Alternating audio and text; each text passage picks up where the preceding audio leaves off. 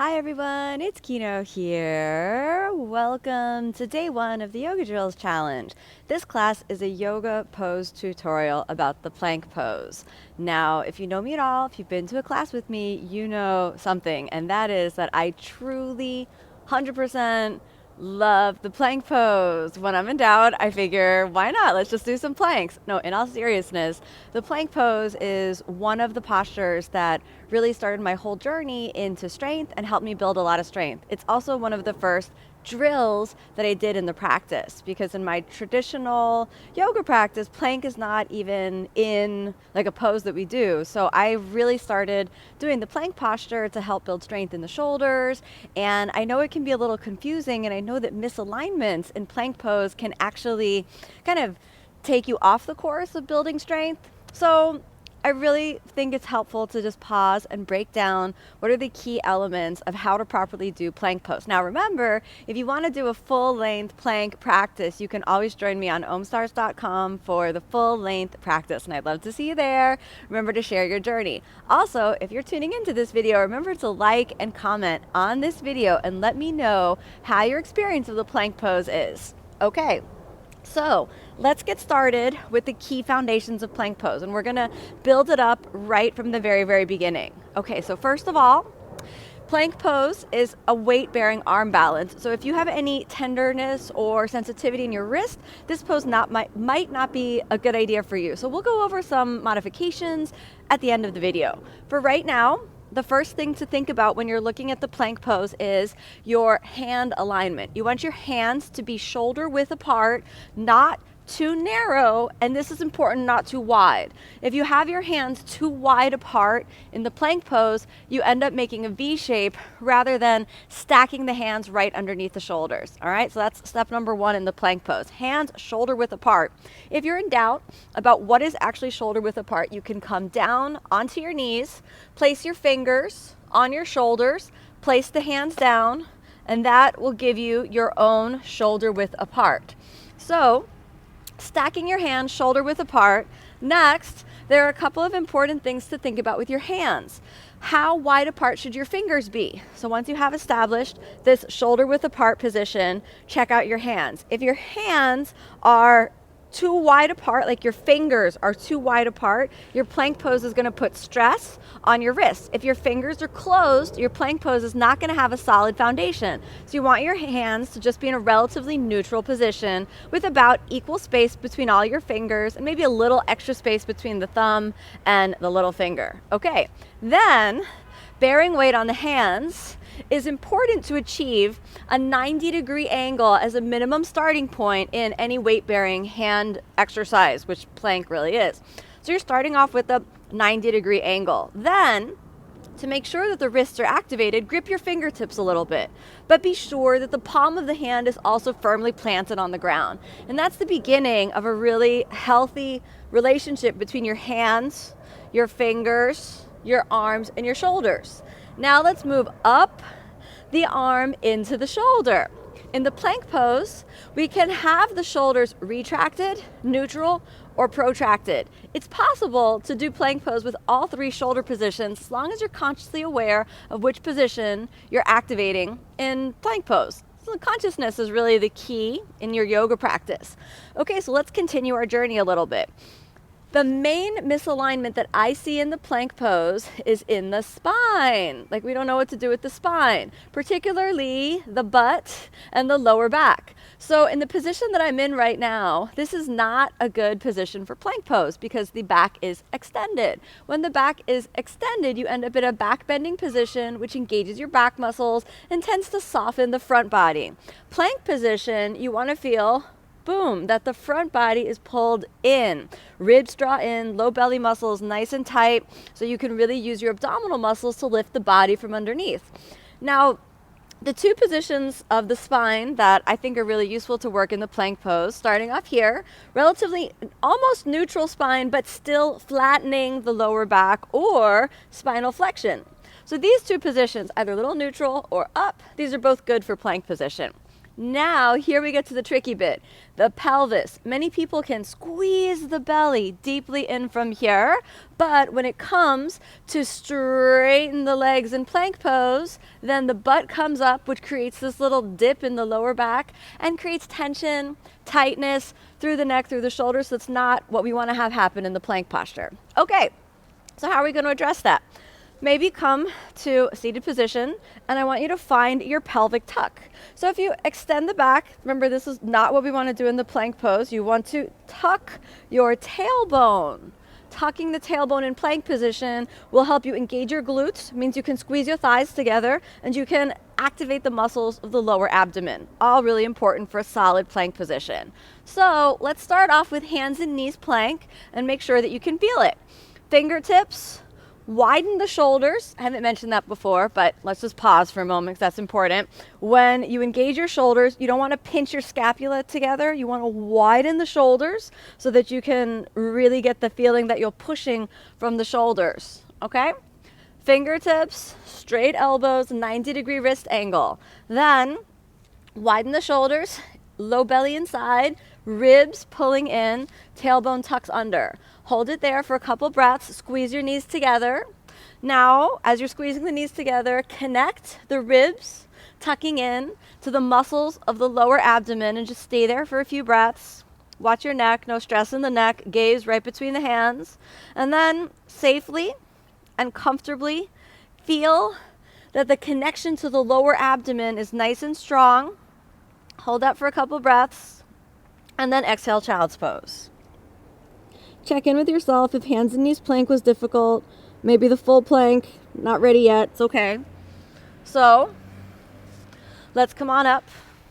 Again, now we have to make the transition from, our hands and knees plank. We're gonna pop up. So we've got a good front body squeeze. The fingertips are pressing into the mat, widening through the shoulders. You're gonna step one leg back, and this is your chance to really check the tailbone. So checking the tailbone, just hold that for a couple breaths, connecting in through the legs, nice and steady. And then let's switch. Step the other leg back and tuck. And when you get that tuck, it really feels like you're dragging your weight a little bit forward. You may feel more weight pitched forward into the shoulders. That's all good.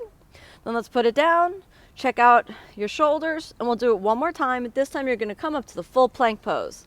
Left leg back, watch the pelvis. Here's where the little back sag starts to happen. Under. Really get that under pull, okay? Hold it there. You're gonna pitch a little weight into the shoulders, abdominal muscles, and both legs up. My feet are together in this one, so you wanna put the feet together. This makes the tailbone tucking under a little bit easier. Squeeze the thighs, activate the glutes, and hold it under. If you're gonna overdo it this way rather than this way. So you don't wanna sag your plank down like this. So if you feel your plank sagging, then you're kind of dropping the weight down. So you wanna pick it up. Let's hold for 5. 1, 2, 3, 4. Okay, put the knees down. Exhale, child's pose. Rest for a moment. Then let's inhale, come on up. Okay, so let's continue our plank journey because there are many different types of planks, and I'm not really here to tell you which plank is more appropriate. There's like a high plank, medium plank, even you could say a low plank. Again, it's important that your body is supporting itself from underneath. And once you feel comfortable in your wrists, you can actually pitch a little bit more weight forward. And this will really help you use plank for a really deep strengthening movement that will help you apply those lessons into arm balances later in your yoga practice. So let's do that one more time. Fingertips, knuckles, round the upper back, step your leg back, get that tailbone under. Train the muscles of the lower abdomen, push up into the shoulders. Then your basic plank pose, feel the weight in the heels. So the weight is in the heels. And this is a common problem that gets transferred later to Chaturanga Dandasana, the push-up position, where everybody's forward on the toes. You want both positions to be within your range of possibility. Weight in the heels, which we'll hold for a couple breaths. 2, 3, 4.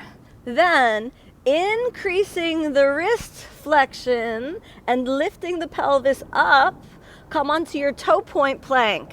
And this is very challenging for the wrists, so watch out. If it's too much, just come down. 2, 3, 4, and then roll back over the toes and push the weight into the heels, but keep the belly drawn in.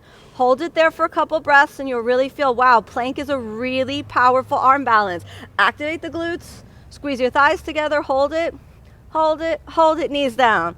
Exhale, child's pose. Come on back up.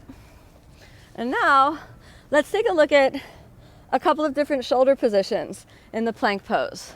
Again, as I said before, you can retract, protract, or keep the shoulders neutral, as long as you're consciously aware of how that's impacting your spine and you're aware of what position your shoulder is. Awareness is really the key to a successful yoga practice. What you're aware of is what you're conscious of, and the whole purpose of yoga is not to demonstrate crazy fancy poses, but to increase body awareness, right? It's never the physical for the physical sake. But when you bring intelligence and life into the body, then you remember yourself, literally remembering, okay? Fingertips, get a good plank position in, and then retract the shoulders. So when I retract the scapula, I'm not collapsing the spine. Keeping the spine arched, retract the shoulders, don't pinch them together, just feel the humerus slides back, a little bit deeper into the shoulder socket, then protract, pushing up. Retract, protract. When you retract, you go down and forward, but the back stays round. Protract, push and up.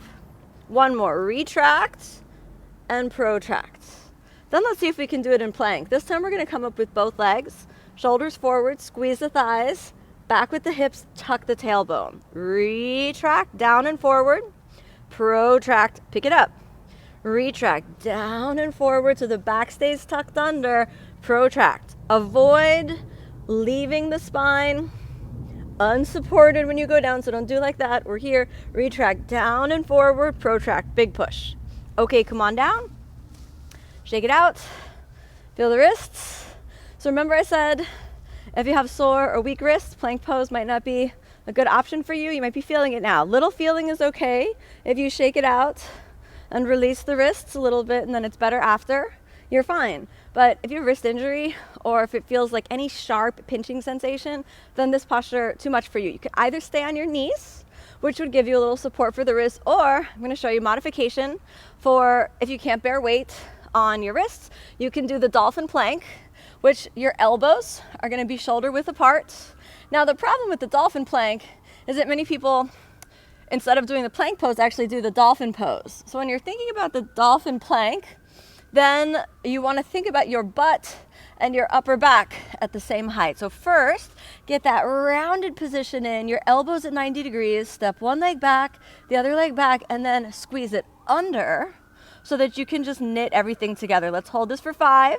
1, 2, nice and easy. 3, 4, nice and easy. Activate your thighs, squeeze everything in. Now, if you want to take your dolphin plank to the next level, then pitch the shoulders even more forward. Hopefully, the mind can be calm and the breath is long and deep, steady no matter what's happening around you. All is easy. Squeeze the thighs together. Keep it there for a moment. Okay, sink your knees down and then exhale, child's pose. And let's come on back up, walk your knees forward, and then let's come on to seated, okay? So now, one more thing I want to talk about in the plank posture. Sometimes you'll see plank with the feet hips width apart. I think it's totally fine as well. However, the reason why I'm keeping my feet together in plank pose and in dolphin plank is that I find that when you activate your glutes and squeeze your thighs as powerfully together as possible, this really helps knit your front body activation. Plank posture is a front body squeeze. So you want to think about activating the muscles of the abdomen, drawing the navel in as much as possible. And this will really, really help you find a connection to your strength and integrate the strength of the legs with the pelvis, with the torso, with the arms. All right?